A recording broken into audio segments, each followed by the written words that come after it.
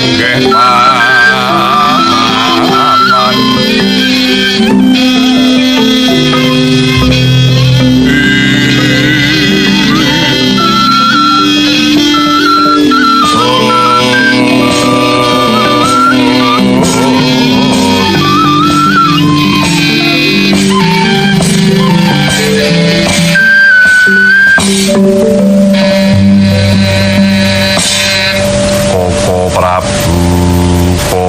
Prabu Ndwarawati Swawi kabelakna pejah kewala ingkang ngrayeng madu para Koko Prabu pedah menapa kula gesang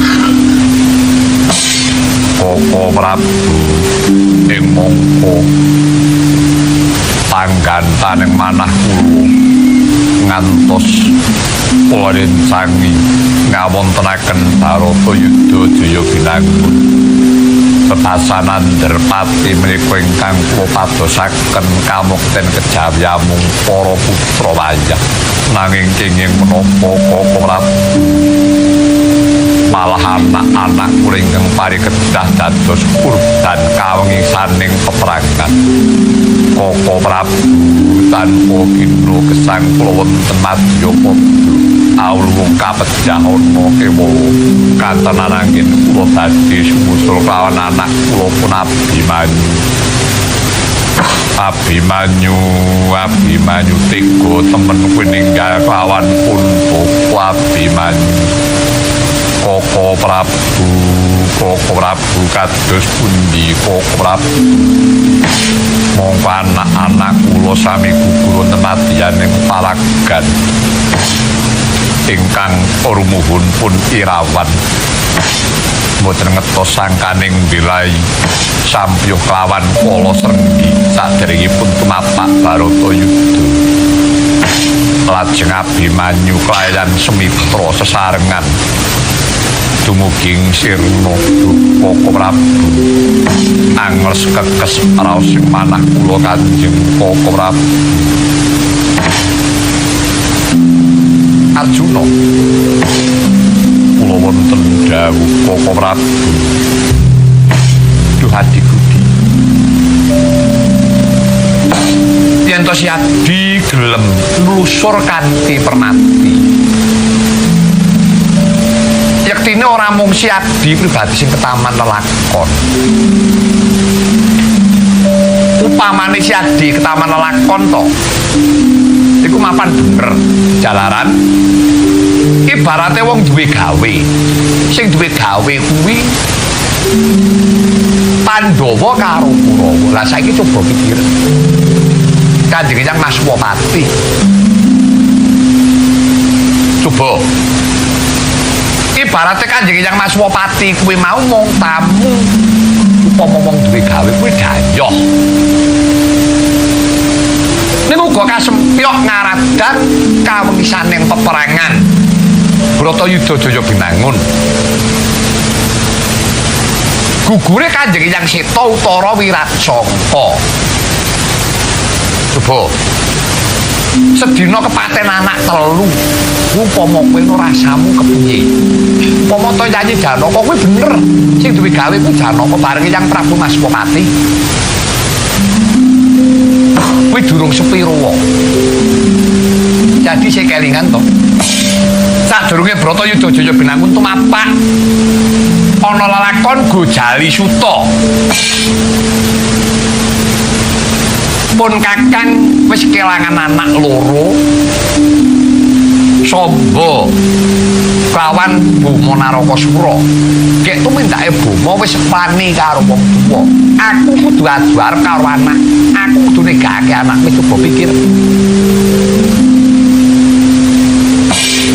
Yayang Juna yen to si Adi gelem mikir kanthi pernati janjane kabeh mau manungsa mung sak derma manungsa mono ora mrucut kelawan karma pala ingkang sinandhang coba nyanyi gugure si Abimanyu nganti rinanjak dening para Kurawa Kuwi ya ora mrucut saka karmane si Abimanyu dhewe. Kabeh kuwi wis trep karo lungguhe, netepi marang prasetyane. Ing atase nalika semana Abimanyu wis prasetya janji. Wani nrajang bilai, tegese wani prasetya, wani mati diranjap jemparing sewu. Lho janjane ngono, menungso ora mrucut karo lelakon sarta karmane to, Di. Mula kabeh mau yen to paring dawuh sing ati-ati sing prayitna. Kalbu kaya ucapmu kang wis sirek-sering jagat saisine. Coba Dento dina iki nganti suruping srengenge kowe ora iso mateni Jayadrata, kowe arep mati apa? Coba iki wis panci meh bedhug tengange kowe ora tumandang. Nanging si Adi mung tansah ngengleng bingleng kenganglangan, kowe mung getune perkara si Adi. Kowe ayo to iki. Saiki temungke ngakoso nepak Pranaja. Aja kaya bocah cilik. Sadurunge Bratayuda tumapak pun Kakang wis paring dawuh karo si Adi aja ngarep-arep baline Kamukten. Ya ngono apa ora? Dadi Pandhawa ngajangi Bratayuda iki saluku mung netepi darman wajib. Netepi jejeke ngadil minangka dadi utusaning Gusti mangkuru rasatru murka wujuding Kurawa. Sabab watak wantuning Kurawa kuwi tetela ora bakal bisa ilang yen ora bebarengan kang sinandhangan watak. Ya kuwi bebarengan karo uripe Kurawa dhewe mau.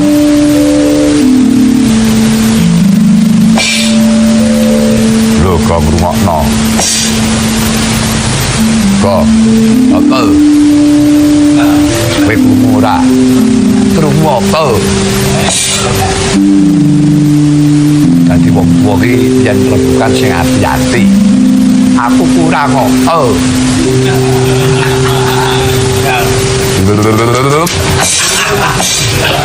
Wong ora dong-dong ora. Alah, janjane ngono iki wis dipikir ngantek mumet.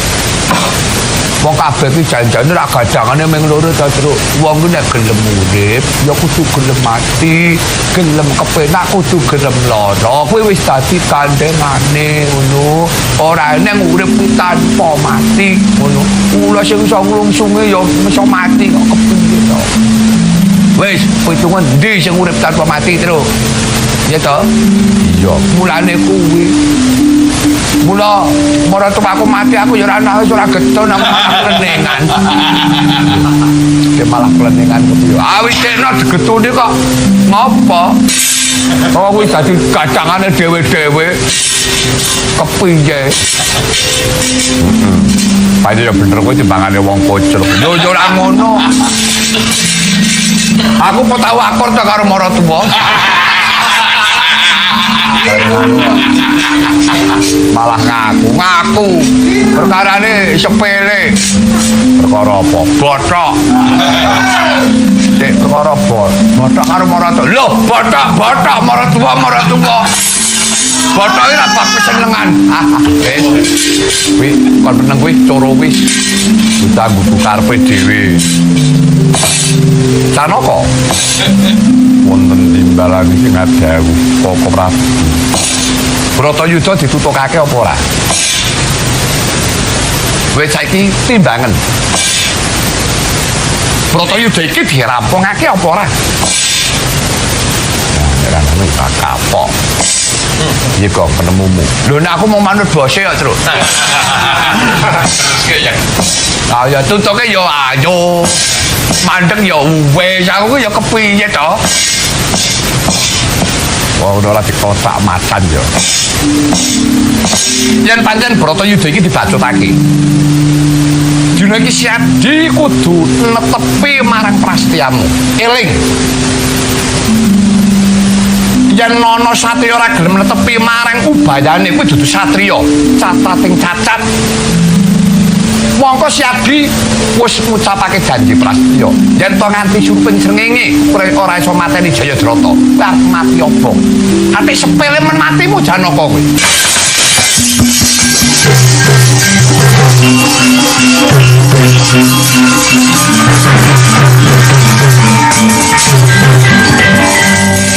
Muntat lirik netap jojo bangma wingo-wingo netra kocak mondarandir tanane rombranang pindha kembang ora wari bang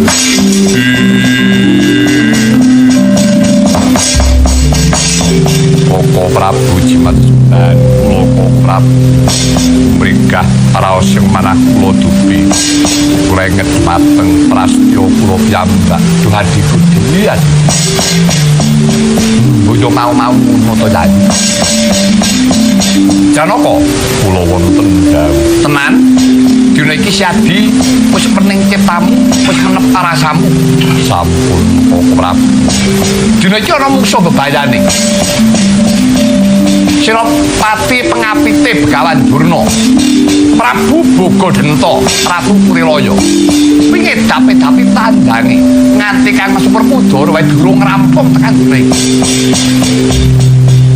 nggih Koko Prabu yen to Syadi ora tumuli tumandang ora dalah dadi apa barismu ya nyuwun pamit Koko Prabu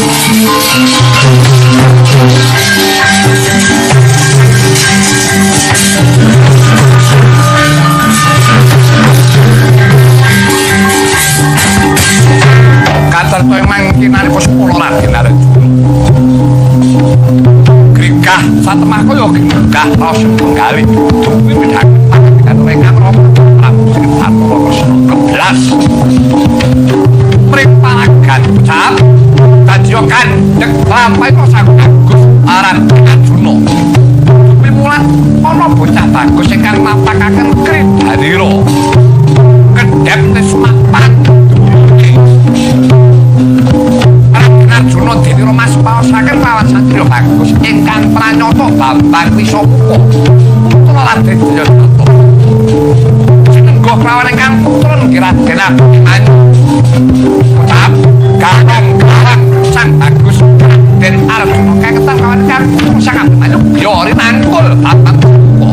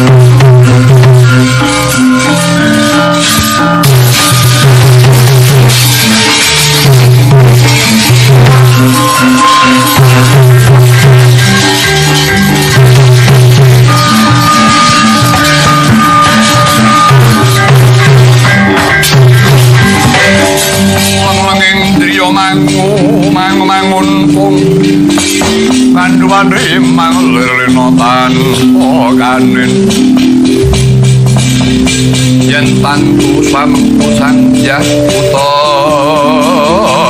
utama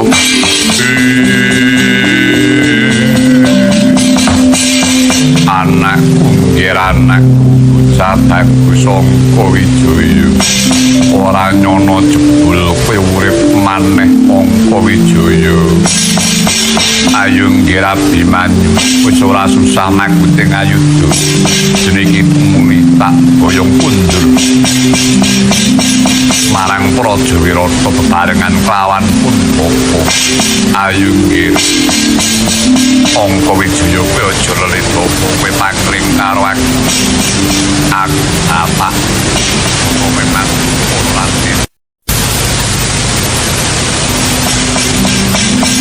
marang Praja Wirata bebarengan kelawan Punpaka ayo nggih angka wijaya kowe aja lelito kowe pangling karo aku bapakmu kono mengmatu karo Raden Janaka ayo Abimanyu bumi gonjang kanjeng langit kelap-kelap katon dari kinintang rolis sang mawe gandung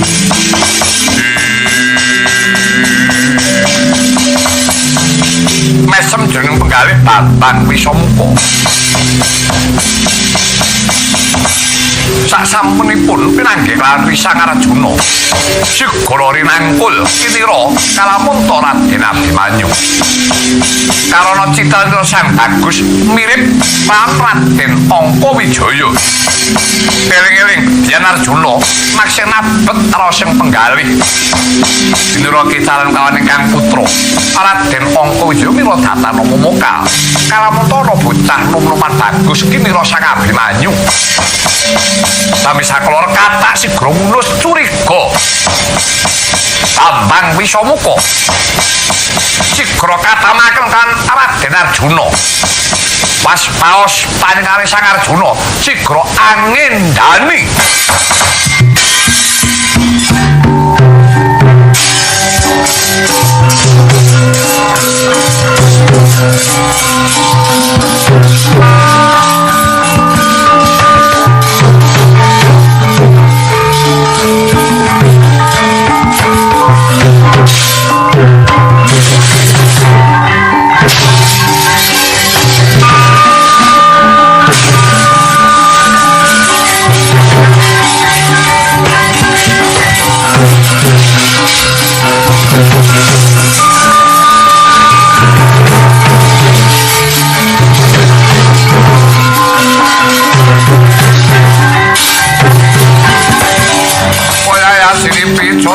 bang mawing-mawingo netra kotak muntarandir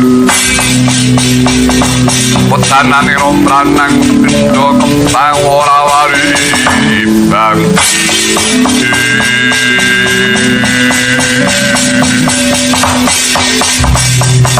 Ojendo karakon grodol usus mume Paman Arjuna si keparat pandan maneh musuh bocah bagus ngaku sapa muka yen ora ngerti ya karo aku putra Bono Keling putra Kanjeng Rama Raden Jayadrata aku Bambang Wisamuka ayo aku ngerti prasetya yen kowe bakal percaya kelawan Kanjeng Rama timbang kowe dadi klilipe wong atuaku aja endo tamparana pusakaku si keparat Wisamuka bayi wingi sore kowe wis ketempelan budine wong atuane ro durung ilang pupuk lempu yang mari kudu kowe bakal ngayoni kridhaku yen pancen kowe jeleh urip ayo ayo nono kridhane Arjuna iki pargane patimu Paman Arjuna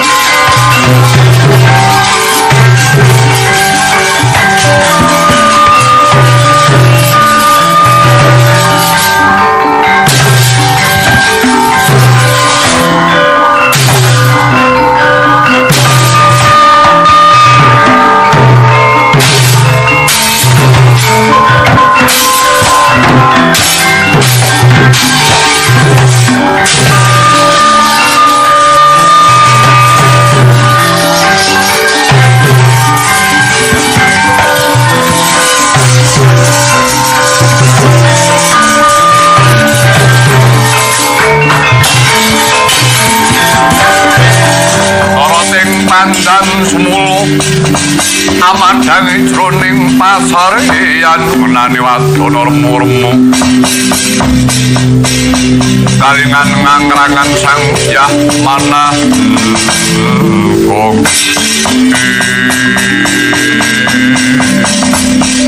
toblas paman Arjuna kepati-pati temen tandang kridam yo tampan ora pusaka kang pungkasan traca bolareng kranjang tatumu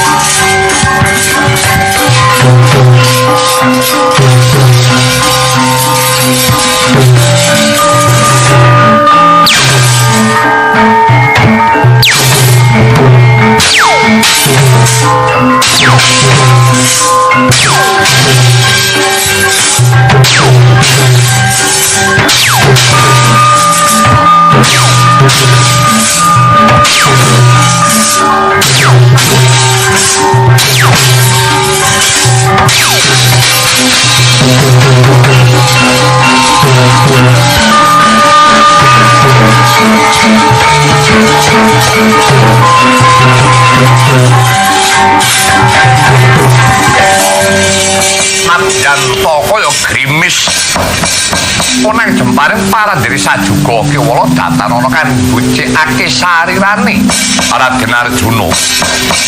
Ucap narika semana.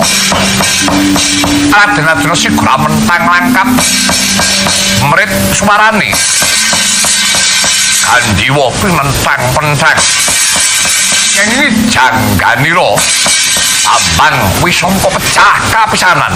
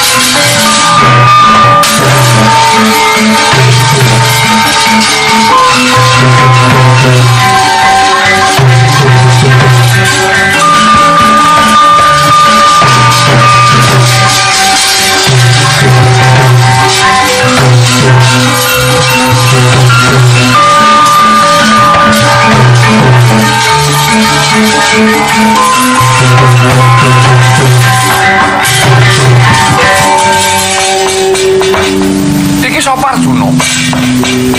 Koko Prabu menika Bambang Wisamuka.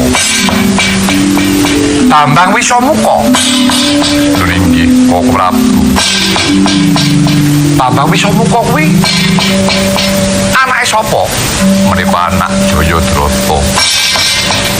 Anak Jayadrata kang wijaya saka Dursilawati. Oh.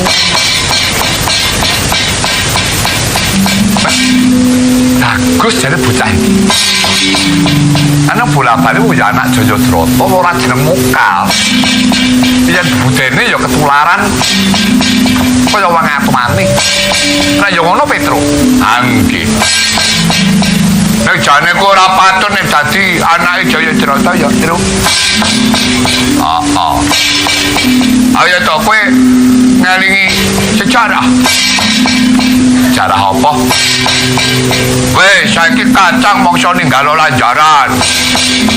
Weh, saiki nek Jayadrata kae wong ora bethu. Monggo kuwi anake jadi bagus. Mirip kaya Ndaraka Wijaya ya ora, Tru.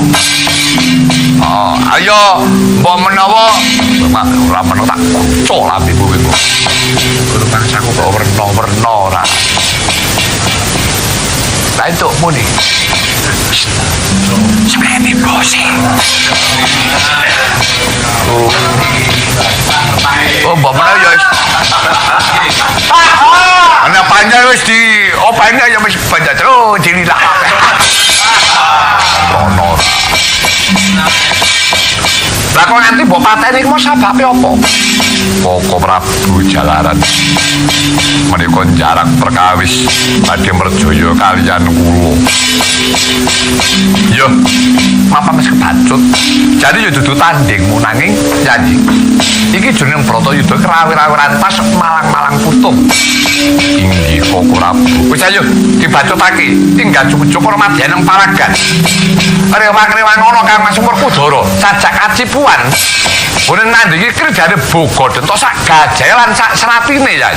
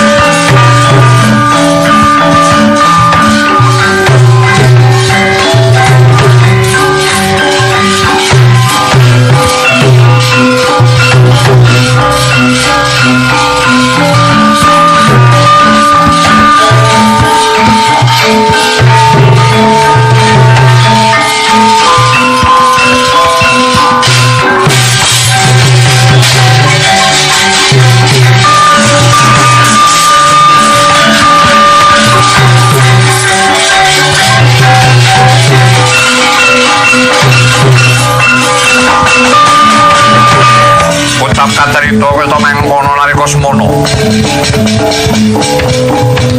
Aramining paragan Tegal Kurusetron nggih Raden Harya Werkudara. Nandingi Kridhanira Prabu Bogadanta sak titiyane nggih Gandapurdaning Kung Lasratine Dipurdaning Sih. Nalika semono Radi Kacipuan Sang Bagus Raden Werkudara. Dira nandingi Kridhanira Prabu Bogadanta.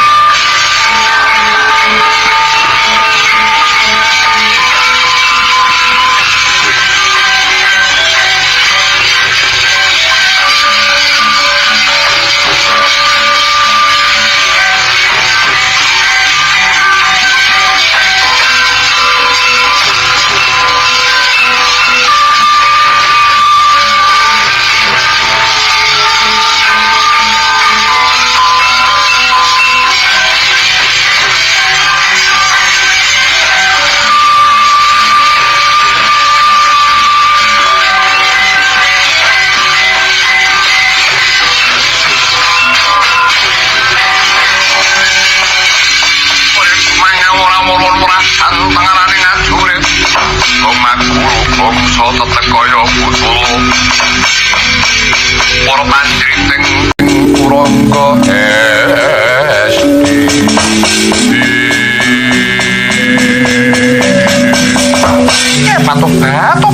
Batu.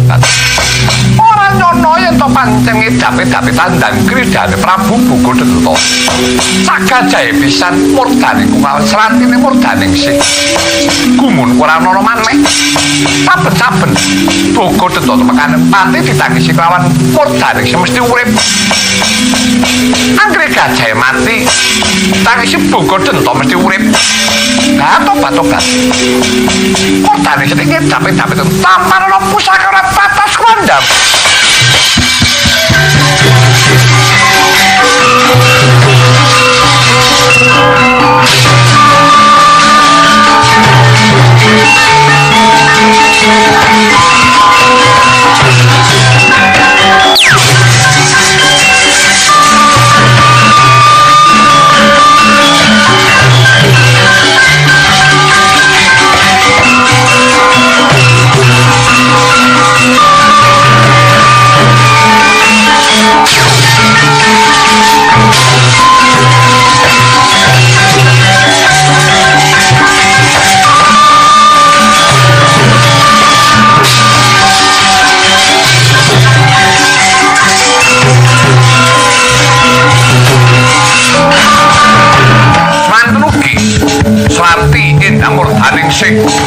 Tancepan pun nang jemparing pusakane Roti Sri Kandi.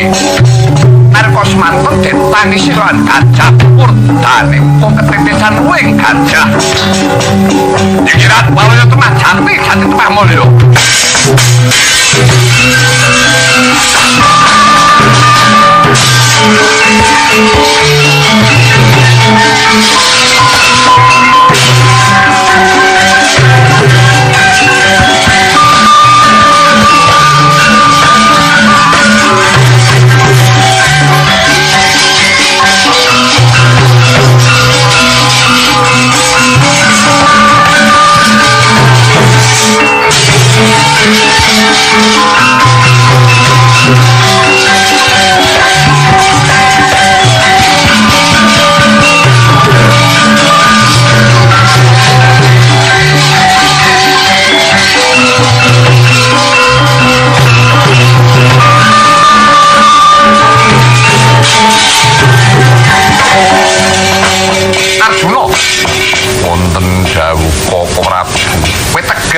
Nyawang kahanan kaya ngono kae. Coba ing atase Kang Mas Murkudara nganti ngepok kringet garwa Mara Sri Kandi ya ngono. Terus Trajumna Setyaki bener babate mungsuh. Saben-saben mungsuh dipateni ditangisi sijine urip. Lah kok mung mbok timbangi rasa getun kedhuwung. Krak yo jeneng ora nawar to, Dik. Inggih Koko Prabu. Mara gawe waspadakno. Kae saben Bukodento mati dipateni Kang Mas Murkudara. Ditangisi karo sratine wadon kae. Bisa urip, muga anggere srate wadon kan mati dipateni Sri Kandi. Ditangisi gajahe kan mesti urip. Mula kalian temandang mesti bareng ora tau adoh. Harus waspadakno. Rak tansah renteng-renteng. Inggih Koko Prabu.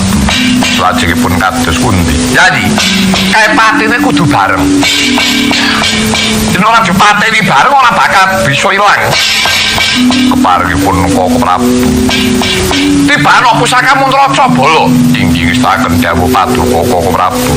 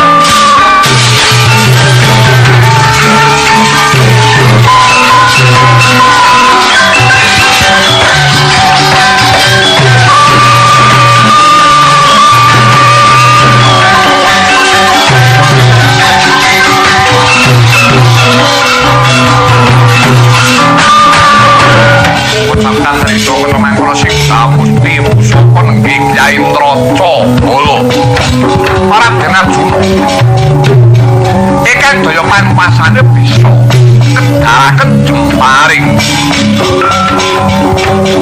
mangewewu aja meneh pasan sewu maju bareng bisa tapas dinemusakan Yen Arjuna ucap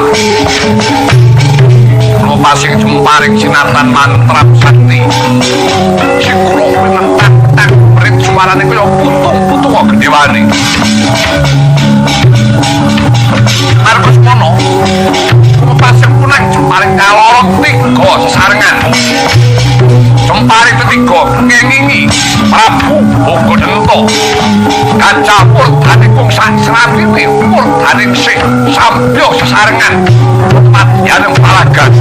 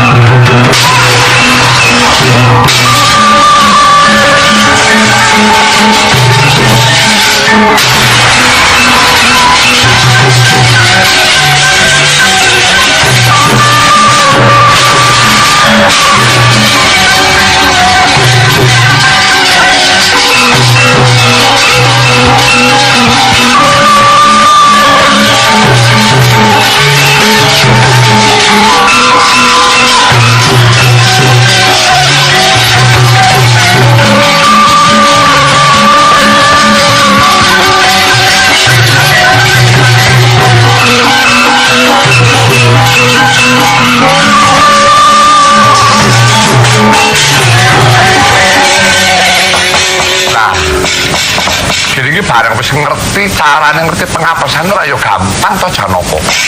Inggih Koko Prabu. Yen ora nganggo cara kaya mengkene ora bakal bisa. Rampung lelakon iki Bogodento mati sak gajahe sak sratine pisan. Janaka, kula Koko Prabu. Janji iki srengenge wis lingsir mengulon lho Janaka. Mongko wanci surup iki mengko kowe kudu iso mateni Jayadrata. Mesti saged Koko Prabu. Bapak ngerti durung Jayadrata? Dereng. Lah durung ngerti kok kowe arep mateni Jayadrata. Inggih kekilapan menapa paduka Kanjeng Koko Prabu. Jadi kudu bisa nyasak barisan Kurawa iki. Inggih Koko Prabu ngestaken dawuh paduka Kanjeng Koko Prabu.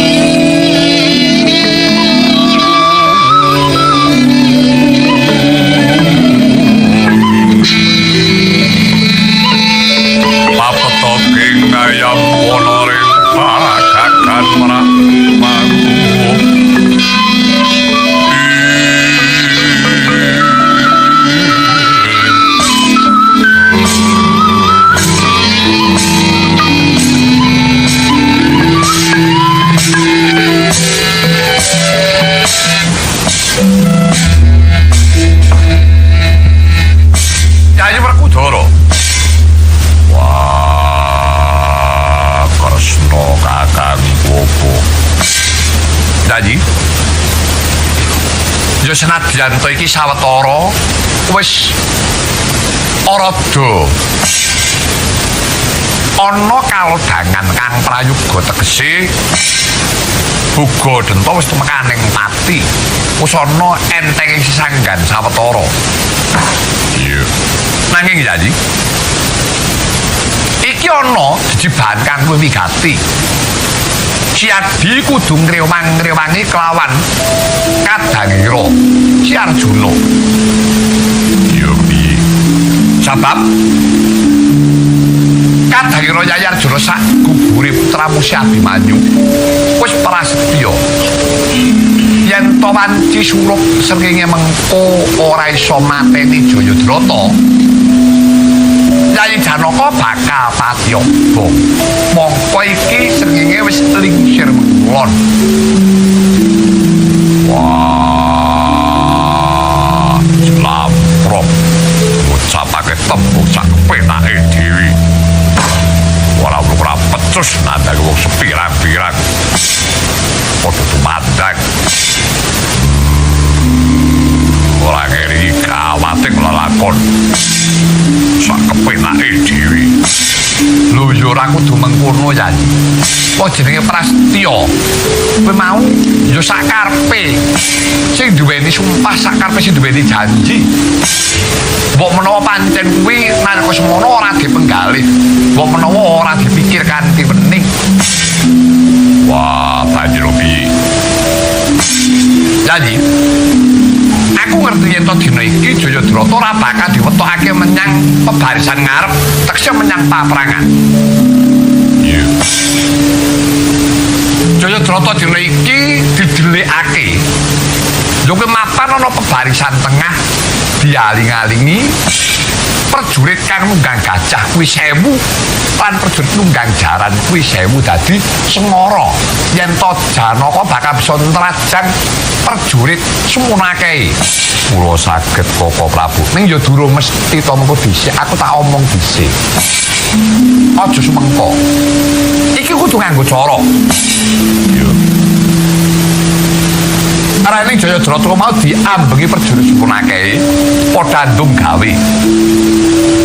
Sing gawat merit ora ana liya Senopati Agung Begawan Druna. Mula terus to jebul lawan Sri Kandi kowe tak pasrahi. Ya kuwi ngadepi Begawan Druna. Nadyan ora iso ngrubahake. Nanging kowe kudu bisa golekake dalan Kang Mas Wusi Arjuna. Iki wis tak dawuh paduka Kanjeng Koko Prabu. Niki wis tak dawuh paduka Kanjeng Koko Prabu. Setyaki wonten dawuh. Dene iki Setyaki tak pasrahi ya kuwi golekake dalan kowe kudu wani nandingi Kridani sing Burisrawa. Dalanku ya kalebu dadi benteng sing Jayadrata. Iya, wis tak dawuh paduka Kanjeng Koko Prabu. Gatotkaca wonten timbalan iki kadhawuh. Prajurit ki amangga tak pasrahke marang kowe. Inggih. Lan Yayi Werkudara. Yo piye? Mbok menawa mengko yen ana pengamuke Yayi Prabu Duryudana dalasan Paman Prabu Salyapati sak Prawadya Balanu mangsa Buduwa. Kowe kudu bisa minyak baris kuwi. Wah, bisa sesumbang yen pancen mengkono. Nah, saiki padha duweni rasa tanggung jawab dhewe-dhewe. Kudu kena dipercaya. Jalaran ora mengkono kowe bakal kelangan kadang. Semangkahan krosru sundar windu kume konjeng maldo puntona sokmokang doloniti umembak nyukumandang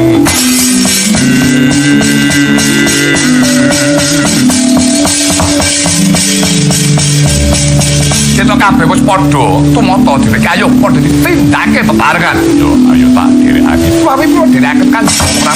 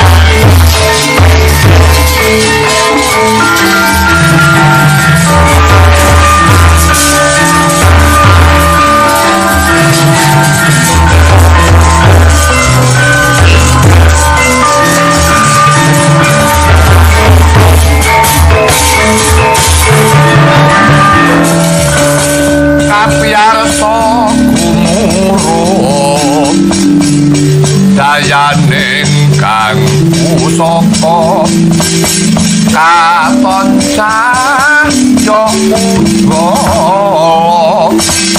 obro sumirati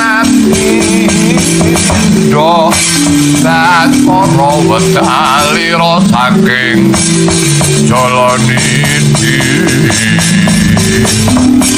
arasa madangi jagat duk mungguh maneh sakucak dibukir marabab-bab sumirat keneng soroting surya mega lan